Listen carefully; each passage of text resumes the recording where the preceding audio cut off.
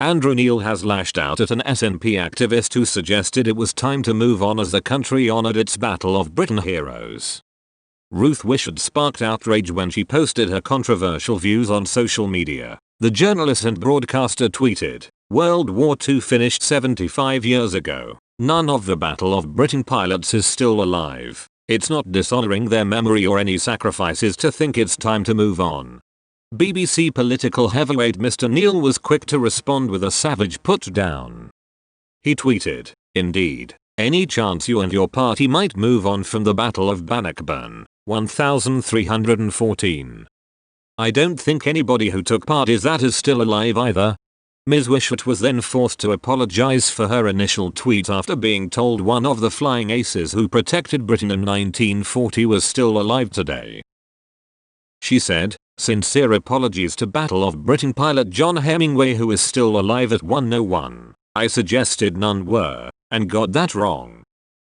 The Battle of Britain was a major air campaign fought in the skies over the UK in 1940, and although the battle took place between July and October, the 15th of September saw the RAF gain a decisive victory over the Luftwaffe in what was Nazi Germany's largest daylight attack. Some 1,120 Luftwaffe aircraft were sent to attack London, but were repelled by just 630 RAF fighters, and 2 days later Hitler postponed his plans to invade Britain. Westminster Abbey has held a service of thanksgiving and rededication on Battle of Britain Sunday every year since 1944. Ms. Wishart's comments came as the heroism of the few was acknowledged at yesterday's small and intimate service at the Abbey to mark the battle's 80th anniversary.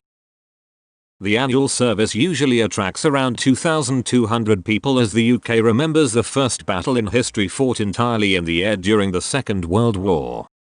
This year's service, the Abbey's first since lockdown, saw attendance significantly reduced and social distancing measures in place for 79 invited guests.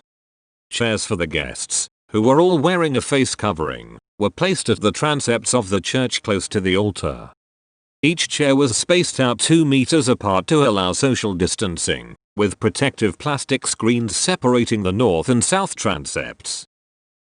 Boris Johnson was among the guests at the service, as well Labour leader Sir Keir Starmer and Marshal of the Royal Air Force Lord Stirrup, representing Prince Charles. Mr. Johnson, along with the Chief of the Air Staff, Air Chief Marshal Mike Wigston, gave a reading, while an address was given by the Chaplain-in-Chief, the Venerable Air Vice Marshal John Ellis. He drew comparisons between the Battle of Britain and the coronavirus pandemic, stating, "Once again there have been sacrifices made, often quiet, often humble, unnoticed by many. Although starkly different events, each of them has 2 things that are so important for our humanity, service and value. We have seen the selfless giving to a greater cause." Led by Dr. David Hoyle, the Dean of Westminster Abbey, the service included an act of remembrance, during which the Battle of Britain Roll of Honour bearing the names of 497 pilots and aircrew killed or mortally wounded in the battle was borne through the church. This was followed by a procession of flags, readings, prayers and music by the band of the Royal Air Force Regiment and singing by the church choir. Around 50 members of the public gathered outside in the sunshine at Westminster Abbey to watch the fly past, which flew over the venue at the end of the service.